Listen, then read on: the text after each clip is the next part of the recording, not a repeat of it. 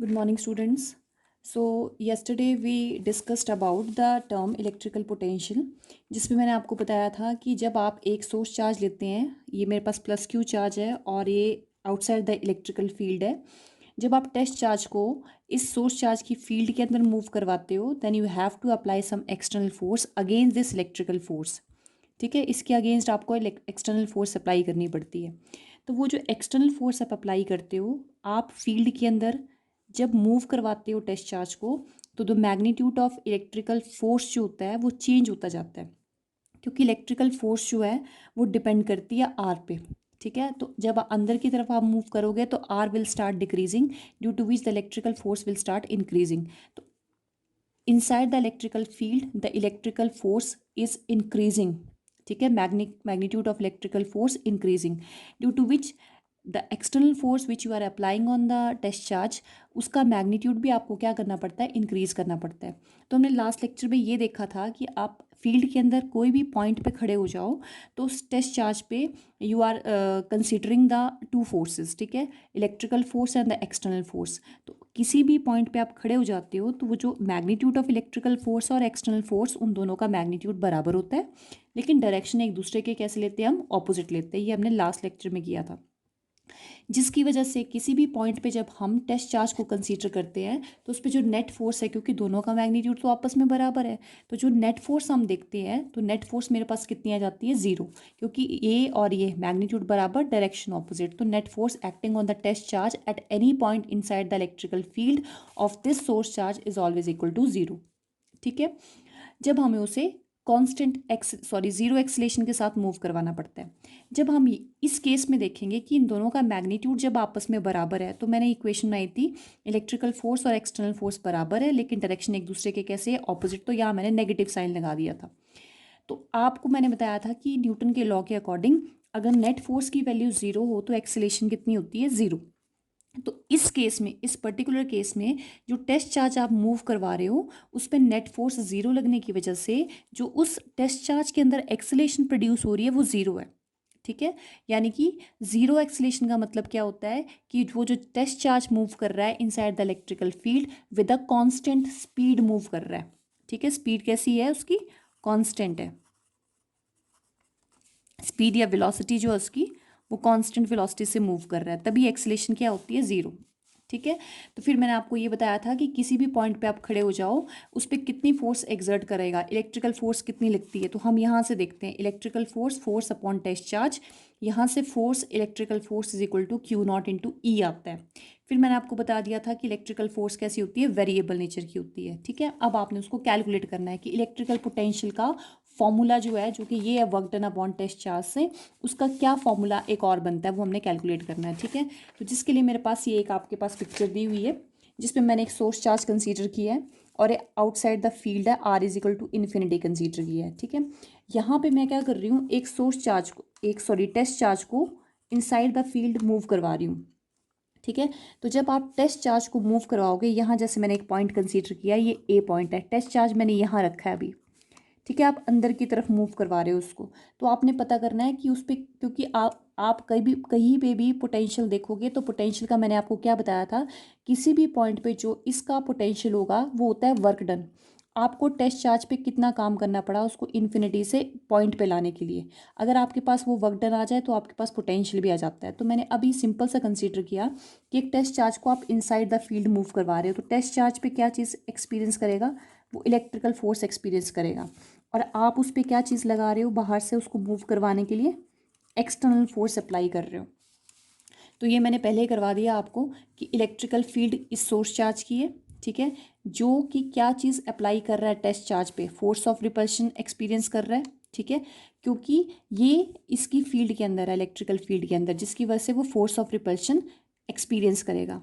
तो वो force of repulsion जिसको इलेक्ट्रिकल फोर्स बताया है, वो लास्ट लेक्चर में बता दिया आपको, it is always equal to Q not into E. कहाँ से निकाला आपने, we know that E is equal to force upon test charge, तो यहाँ से मेरे पास ये फॉर्मूला बना है।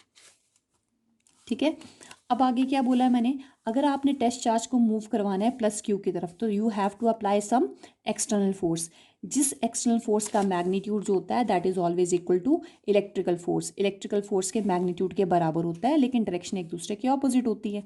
तो आपके पास इक्वेशन क्या बनेगी, external force acting on the test charge that is always equal to electrical force but both are acting in the opposite direction, then you have to put there negative sign. ठीक है, negative sign क्या चीज़ indicate कर रहा है, magnitude तो same है लेकिन direction कैसी है, ऑपोजिट है। तो आपको क्या चीज़ निकालनी है, वर्क डन निकालना है। ठीक है, तो मैंने क्या चीज़ निकाली, फॉर एग्जाम्पल मैंने यहाँ जैसे कंसीडर किया, ये जैसे एक मेरे पास पॉइंट है पी पॉइंट। ठीक है, आपको ये पता करना है कि इस सोर्स चार्ज का इस पॉइंट पे कितना पोटेंशियल होगा। बिल्कुल ध्यान से सुनना, इस सोर्स चार्ज का आपने पी पॉइंट पे पोटेंशियल निकालना है। ठीक है, तो जब आप पोटेंशियल निकालेंगे तो पोटेंशियल निकालने का फॉर्मूला क्या होता है कि जो आप चार्ज मूव करवा रहे हो इन्फिनिटी से उसको इस पॉइंट तक लाने के लिए आपको कितना वर्क डन करना पड़ा। ठीक है, इन्फिनिटी से इस पॉइंट तक लाने के लिए कितना वर्क डन करना पड़ा होगा। तो अगर आपके पास वो वर्क डन आ जाएगा तो आपके पास सिंपली पोटेंशियल आ जाएगा। ठीक है, पोटेंशियल की वैल्यू आ जाएगी। तो मुझे वर्क डन निकालना है। तो सबसे पहले जब मैं वर्क डन निकालूंगी तो वर्क डन मुझे दो तरीके से देखना पड़ता है कि work done by a constant force आ रहा है या work done by a variable force आ रहा है। अगर work done by a constant force हो, ठीक है, तब तो simple F S cos theta लगा देते हैं हम। लेकिन जब work done by a variable force होता है तो हमें 11th में भी किया था, जब वेरिएबल फोर्स होती है तो हम पूरा पाथ कंसीडर नहीं करते, स्मॉल सा रास्ता ले लेते हैं। ठीक है, छोटा सा रास्ता ले लेंगे और उस छोटे से जिसको हम डी एक्स लिखते हैं उस डी एक्स में कितना वर्क डन हुआ वो हम निकाल देते हैं, फिर उसकी हम क्या कर देते हैं, इंटीग्रेशन कर देते हैं। तो मैंने इस पी पॉइंट पे पोटेंशियल निकालना है। ठीक है, तो आप सबसे पहले देखो पोटेंशियल निकालने के लिए ये तो चलो क्यू नॉट ही रहेगा, वर्क डन निकालना है। तो वर्क डन देखना है कांस्टेंट फोर्स है कि बाय अ वेरिएबल फोर्स है। तो आप दोनों फोर्सेस देख लो, आप इसके थ्रू भी निकाल सकते हो, इसके थ्रू भी निकाल सकते हो। अगर आप इलेक्ट्रिकल फोर्स देखोगे तो मैंने आपको पहले बता दिया है, जैसे जैसे वो मूव करेगा तो आर डिक्रीज करेगा, इलेक्ट्रिकल फोर्स भी वेरी करेगी, यानी कि एफ कैसा है, वेरिएबल है। तो जब work done by this variable force आएगा तो आप पूरा पाथ नहीं लोगे, उसको छोटे छोटे पार्ट्स में डिवाइड कर दोगे। ठीक है, छोटा सा रास्ता ले लो, वहाँ से आपके पास कैलकुलेट कर लो वर्क डन और उसको इंटीग्रेट कर दो। अगर बाय दिस फोर्स करोगे तो भी ये कैसी है, ये चेंज होगा तो ये भी चेंज हो जाएगी। यानी कि इस केस में जो आपका वर्क डन आ रहा है वो बाय अ कौन सी फोर्स देख रहे हैं हम, बाय अ वेरिएबल फोर्स देख रहे हैं। तो वेरिएबल फोर्स में हम क्या करते हैं, small amount of work done निकालते हैं, उसको इंटीग्रेट कर देते हैं। तो मैंने क्या किया यहाँ पे, इसको यहाँ लिखा मैंने यहाँ पे, ये देखो, इसको बाद में करवाऊंगी मैं। ठीक है, इसको ध्यान से देखो, ये आ गया मेरे पास क्यू। आप टेस्ट चार्ज को कहाँ से उठा के ला रहे हो, इन्फिनिटी से। आपने यहाँ पे पोटेंशियल पता करना है कि पी पॉइंट पे कितना पोटेंशियल होगा।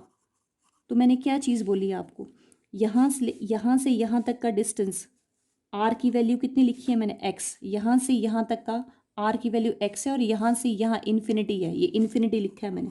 तो आपने क्या करना है, work done by a variable force है, तो आपको जब पोटेंशियल निकालना है तो अभी बता चुकी हूँ वर्क डन निकालना पड़ेगा। तो मैंने क्या किया, यहाँ तक का वर्क डन निकालना है कि टेस्ट चार्ज को यहाँ से यहाँ तक लाने के लिए कितना काम करना पड़ा।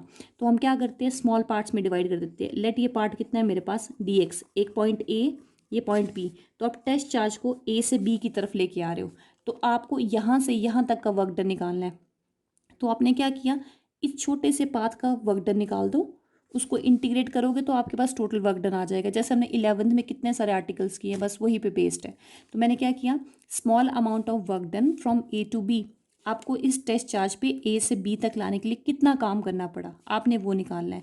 तो ये रास्ता इतना छोटा होता है, इतना स्मॉल कंसीडर करते हैं, जहाँ पे हम फोर्स कैसी कंसीडर करते हैं, ऑलमोस्ट कांस्टेंट, ये इतना स्मॉल पाथ होता है। तो इसलिए हम क्या फॉर्मूला लगाते हैं, small amount of work done D W, A to B, कहाँ से कहाँ आ रहे हो आप, A to B, that is equal to, क्या फॉर्मूला होता है वर्क डन का, D W is equal to F S cos theta, force D X cos theta.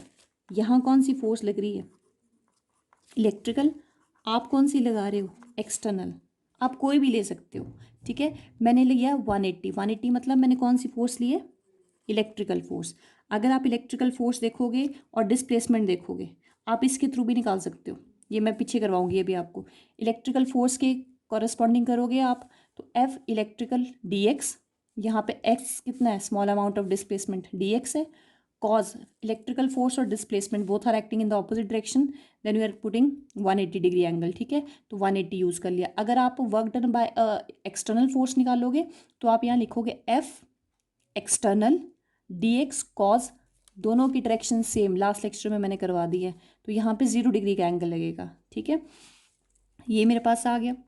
दूसरी चीज़ एफ इलेक्ट्रिकल, तो आपको मैंने पहले ही करवा दिया। इलेक्ट्रिकल फोर्स का फॉर्मूला क्या होता है, क्यू नॉट इंटू ई। तो आप यहाँ क्या करेंगे, F electrical q not into E d x as it is, cause 180 की वैल्यू नेगेटिव लगा दी मैंने, ठीक है, माइनस में आ गया, ठीक है। इलेक्ट्रिकल का मैग्नीट्यूड, और याद रखना जब आप एक्सटर्नल फोर्स अप्लाई करोगे तो वहाँ आप लिखोगे कॉज 0 डिग्री। तो जब आप एक्सटर्नल फोर्स लेते हो तो एक्सटर्नल फोर्स जो है वो माइनस ऑफ एफ इलेक्ट्रिकल होती है, यानी कि इसको हम ऐसे लिख सकते हैं, F external is equal to minus of E या क्यू नॉट, ऐसे लिख लोगे। लेकिन यहाँ माइनस साइन क्या इंडिकेट कर रहा है कि एक्सटर्नल फोर्स और इलेक्ट्रिकल, ये देखो एक्सटर्नल ये इलेक्ट्रिकल ये, तो यहाँ एक्सटर्नल की डायरेक्शन जो है इलेक्ट्रिकल के कैसी होती है, इलेक्ट्रिकल फोर्स के ऑपोजिट होती है, या फिर एक्सटर्नल फोर्स की डायरेक्शन, एक्सटर्नल फोर्स अंदर को लग रही है और इसकी इलेक्ट्रिकल फील्ड का है बाहर की तरफ। इलेक्ट्रिकल फील्ड कहाँ काम कर रही है, बाहर को जाती है। दोनों की डायरेक्शन एक दूसरे के कैसी है, ऑपोजिट है। तो जब आप यहाँ फॉर्मूला लगाओगे एक्सटर्नल फोर्स का, तो F external d x cause 0 लिखोगे। यहाँ पे कॉज 0 का मतलब है डायरेक्शन शो कर दी है आपने। तो आप यहाँ पे एक्सटर्नल का मैग्नीट्यूड माइनस नहीं लगाना, ठीक है, क्योंकि कॉज 0 यूज़ कर लिया तो वो डायरेक्शन बता रहा है। माइनस बार बार यूज़ नहीं करना है, डायरेक्शन शो करने के लिए कॉज यूज़ कर लिया आपने, तो वहाँ माइनस मत यूज़ करना, सिर्फ एक्सटर्नल में आप क्या लगाओगे, मैग्नीट्यूड, ठीक है। अभी यहाँ से देखो, ये आ गया इलेक्ट्रिकल फोर्स का फॉर्मूला, ये आ गया डी एक्स कॉज 180 की वैल्यू -1। तो आपने क्या किया, यहाँ से यहाँ तक का वर्क डन निकाल दिया। अब टोटल वर्क डन निकाल दो। आपको यहाँ पे पोटेंशियल निकालना है, तो पोटेंशियल के लिए वर्क डन चाहिए। तो ये तो small amount of work done आया। टोटल वर्क डन कैसे निकालोगे, यहाँ से यहाँ तक का वर्क डन क्या कर देंगे, इंटीग्रेट। इन्फिनिटी से लेके यहाँ से आप चार्ज को ला रहे हो पी पॉइंट तक। पी पॉइंट का डिस्टेंस कितना है, एक्स। इन्फिनिटी से लेके पी पॉइंट है, आपने डिस्टेंस देखना है। हम इन्फिनिटी डिस्टेंस से एक्स तक आ रहे हैं, ठीक है। यहाँ से लेके इन्फिनिटी से यहाँ आप क्या लिखोगे, एक्स तक, ठीक है। इंटीग्रेट कर दो, work done infinity to P point, that is equal to, integrate कर देंगे हम minus q not E into d x. और इंटीग्रेशन कहाँ से कहाँ, इन्फिनिटी से हम चल रहे हैं और पी पॉइंट तक आ रहे हैं, इन्फिनिटी से एक्स तक आ रहे हैं, इन्फिनिटी टू एक्स, ठीक है। ये आपके पास इक्वेशन बन गई, ठीक है। अब इसके आगे क्या करोगे, आप सॉल्व करोगे। ये देखो, क्यू नॉट कांस्टेंट है, इलेक्ट्रिकल फील्ड कांस्टेंट नहीं है। क्यों नहीं है कांस्टेंट, क्योंकि यहाँ पे मैंने आपको पहले ही बता दिया था कि जब आप प्लस क्यू चार्ज लेते हो तो इलेक्ट्रिकल फील्ड ऐसे निकलती है बाहर को। तो बाहर की तरफ आप जब जाते हो तो इलेक्ट्रिकल फील्ड लाइन स्प्रेड हो रही है। स्प्रेड होने का मतलब इलेक्ट्रिकल फील्ड का मैग्नीट्यूड क्या हो रहा है, चेंज हो रहा है। तो जब कोई चीज़ चेंज हो जाए तो वो कांस्टेंट थोड़े ना होती है। तो इंटीग्रेशन के बाहर हमेशा कांस्टेंट टर्म जाती है। तो माइनस क्यू नॉट बाहर जाएगा और अंदर आपके पास क्या बचेगा, ई इंटू डी एक्स, ठीक है। क्यू नॉट आपके पास बाहर आ गया। आपने क्या चीज़ निकाली, इलेक्ट्रिकल फील्ड का वैल्यू। इलेक्ट्रिकल फील्ड का फॉर्मूला मैंने पहले करवा दिया आपको, 1/4 pi epsilon not q by x square, ठीक है। आप इस पॉइंट पे इलेक्ट्रिकल फील्ड निकाल रहे हो, इस पॉइंट पे कितनी है, तो इलेक्ट्रिकल फील्ड होती है 1/4 pi epsilon not, last lectures में करवाई है। 1/4 pi epsilon not source charge upon distance का स्क्वायर होता है। तो यहाँ पे मेरे पास सोर्स चार्ज क्यू है और यहाँ पे निकाल रहे हैं हम इलेक्ट्रिकल फील्ड, डिस्टेंस कितना है, एक्स का स्क्वायर। तो यहाँ मेरे पास क्या आ जाएगा, क्यू की जगह एक्स की जगह हम क्या पुट कर देंगे, आर की जगह एक्स आ जाएगा, ठीक है। यहाँ से कांस्टेंट टर्म बाहर चली जाएंगी, सिर्फ एक्स बचेगा। एक्स को ऊपर लेके जाओ तो ये -2 डी एक्स, इसकी इंटीग्रेशन करना सिखाया आपको, ठीक है। Minus q not 4 pi epsilon not x raise to power -2 d x. Q not को मैंने इसके डिनोमिनेटर में भेज दिया। क्यों भेजा, क्योंकि हम पोटेंशियल निकाल रहे हैं, पी पॉइंट पे हमें पोटेंशियल निकालना है। तो पोटेंशियल होता है work done upon test charge. तो वर्क डन तो मैंने निकाल दिया, टेस्ट चार्ज यहाँ से डिनोमिनेटर में आ गया। तो यहाँ से एक्स इंटीग्रेशन में पावर में एक नंबर ऐड, वही पावर डिनोमिनेटर में, ठीक है। आर और एक्स और इन्फिनिटी, यहाँ से work done upon test charge. Work done upon test charge को क्या बोलते हैं हम, पोटेंशियल बोलते हैं। ठीक है, तो ये v में चेंज हो गया, ये ऐसा रहा, इसको सॉल्व किया x⁻⁻1 x टू इन्फिनिटी। तो जब आप इसको डिनोमिनेटर में लेके जाओ, फिर इसमें upper limit minus lower limit, x में अपर लिमिट डाली माइनस लोअर लिमिट डाली, 1/∞ कितना होता है आपके पास, इट इज़ इक्वल टू 0। तो आपके पास पोटेंशियल का फॉर्मूला क्या बना, 1/4πε0 q/x, यानी कि इस p पॉइंट पे कितना पोटेंशियल है, 1/4πε0 सोर्स चार्ज अपॉन डिस्टेंस का, नीचे डिस्टेंस होता है। ठीक है, अब 3 फॉर्मूला, ये आपका पोटेंशियल का फॉर्मूला बना। तो ध्यान रखना, एक आपका फोर्स का फॉर्मूला था 1/4πε0 Q1 Q2 अपॉन r², दोनों चार्जेस आते हैं। फिर आपका इलेक्ट्रिकल फील्ड का फॉर्मूला बना 1/4πε0, सिर्फ कौन सा चार्ज बचता है, सोर्स चार्ज। ठीक है, अब पोटेंशियल आया 1/4πε0 सोर्स चार्ज अपॉन डिस्टेंस, या x लिख दो यहाँ पे, या इसको भी x लिख दो, इसको भी x लिख दो। तो यहाँ पे सिर्फ मेरे पास क्या होता है, सोर्स चार्ज होता है, और नीचे मेरे पास x आता है। देखो तीनों है, इसमें दोनों चार्जेस, इसमें सोर्स चार्ज, इसमें सोर्स चार्ज, इसमें डिस्टेंस का स्क्वायर, इसमें खाली डिस्टेंस। तो ये आपका पोटेंशियल का फॉर्मूला बना। ठीक है, तो वैसे ही मैंने यहाँ कराया आपको। अगर work done by external force आप निकालेंगे, तो work done by external force में क्या लिखा मैंने, देखो क्या किया यहाँ पे। ठीक है, फोर्स कौन सी, इसकी इंटीग्रेशन की है ना हमने यहाँ पे। तो यहाँ पे जब work done by external force निकालोगे आप, तो एक्सटर्नल फोर्स में F एक्सटर्नल dx cos 0 का बनेगा, और इंटीग्रेशन होगी आपकी। ठीक है, कहाँ से कहाँ, इन्फिनिटी से P पॉइंट तक, या x पॉइंट लिख दो यहाँ पे। ठीक है, इन्फिनिटी से x तक की। वैसे ही आप वर्क डन बाय ये इलेक्ट्रिकल फोर्स निकालोगे, तो आप इन्फिनिटी से कहाँ तक करोगे, x तक की इलेक्ट्रिकल dx, और इलेक्ट्रिकल और dx में 180 का एंगल बनता है। ठीक है, 180 को रिजॉल्व करना तो माइनस आ जाएगा और ये प्लस आएगा। एक्सटर्नल फोर्स में वर्क डन पॉजिटिव आता है, और एक्सटर्नल इलेक्ट्रिकल वाले में नेगेटिव आता है। ठीक है, ये दोनों से किए।